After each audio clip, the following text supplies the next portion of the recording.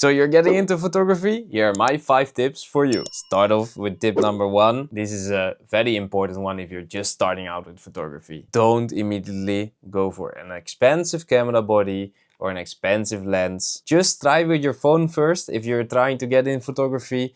Maybe get a second-hand camera body or a lens and check marketplaces to figure out what you like with a camera. If you have a lot of money to spend, you can try it, but I'm giving you this tip because it doesn't immediately make you a better photographer if you buy all the expensive gear, but you don't even know how to navigate your camera. Just go out and first practice. Get your phone out, get a cheap camera body or those pocket cameras or anything and just practice a bit, get the feeling for it, and then you can slowly look into a camera body and another lens. Up to tip number 2.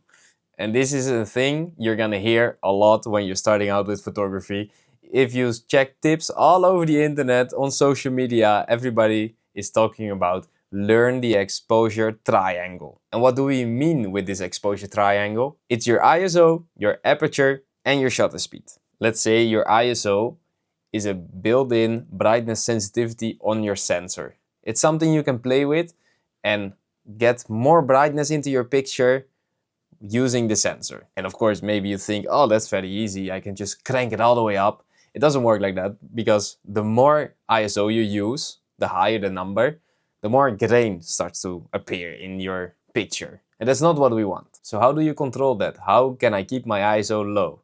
That's where aperture and shutter speed can come in. With aperture, we mean the f-stops. And with the f-stops, I show them on screen. So you go from 1 all the way up to 22. And sometimes even further. So, let me explain aperture. With this camera, I have 2.8 all the way to 22. What this means, if I open it to 2.8, the lens is wide open. It lets in all the light, and what happens is that basically because of all the light is coming in, things become blurry and you have more focus on the thing that's in the middle. Would I put this all the way to 22, it becomes narrower and narrower, basically like squinting your eyes. What also happens with this is that basically you're gonna get way more focus on everything because less light comes in, but it becomes more focused. The lower the number, the wider the lens, more light comes in, the higher the number, the smaller the lens, the less light comes in. And then we go to shutter speed. Shutter speed is basically your motion control. It's a thing you hear when photographers say, oh, I shot 1/125th of a second.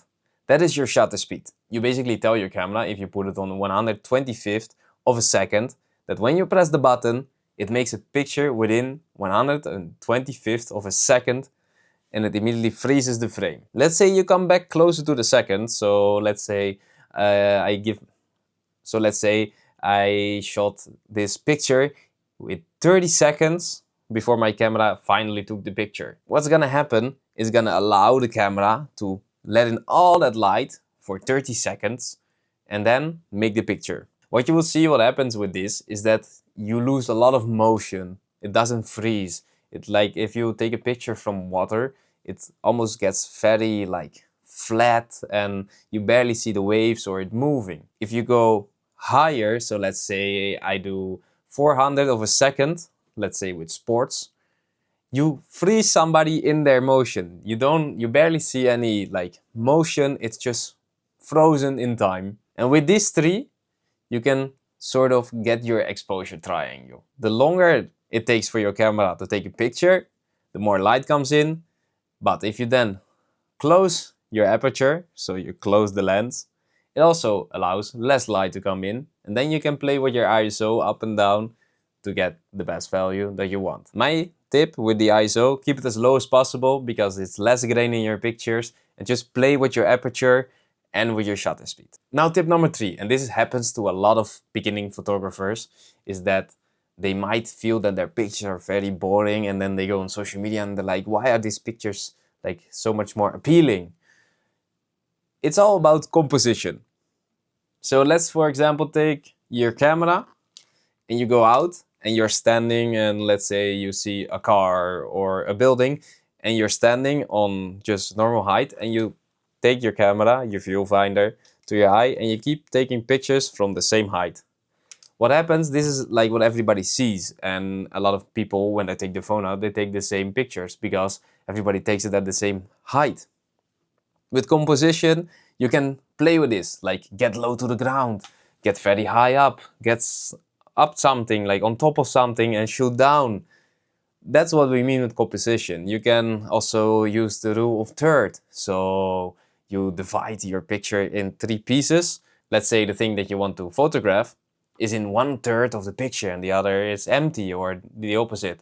You have 2/3 of the picture, there's something, and then the third is nothing. And we have leading lines.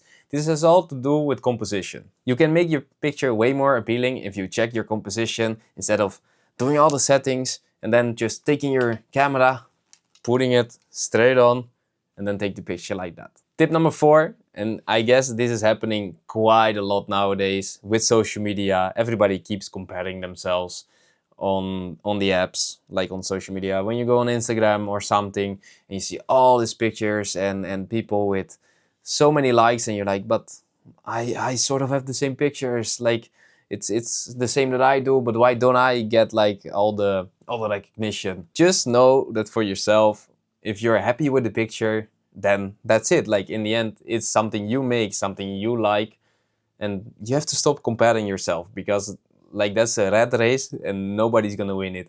Because when you pass maybe somebody else, then you're gonna look again and somebody else is already way further than you. Like it's a sort of rat race that as social media has created that is not good for the photographers. And just keep it to yourself, do your own thing, do what you like, and then everything will be fine, instead of going on the apps, keep comparing. That's not gonna work. Just be yourself, create your own things, and then you will get there. Also, when you're just starting out, I'm gonna give you this last tip, and that is shoot, but shoot with intention. Because I also myself, when I just got my camera, I was like, I go out and I shoot this, shoot that, shoot this. First of all, your SD cards are going to be full, and you have to check all the pictures.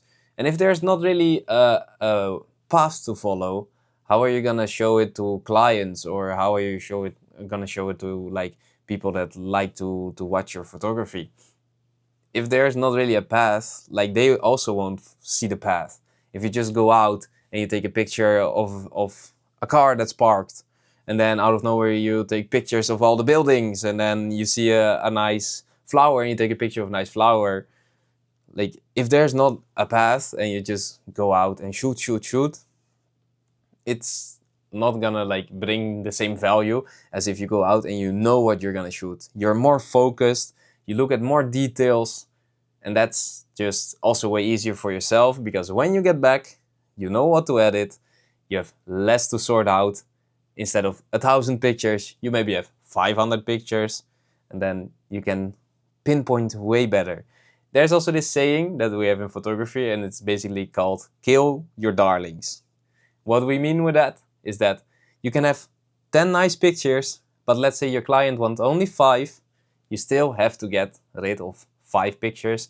And that's what they mean with kill your darlings. Even though you really like them, you have to be more precise, more with intention, and then you can get there. I hope these tips can help you with your photography journey.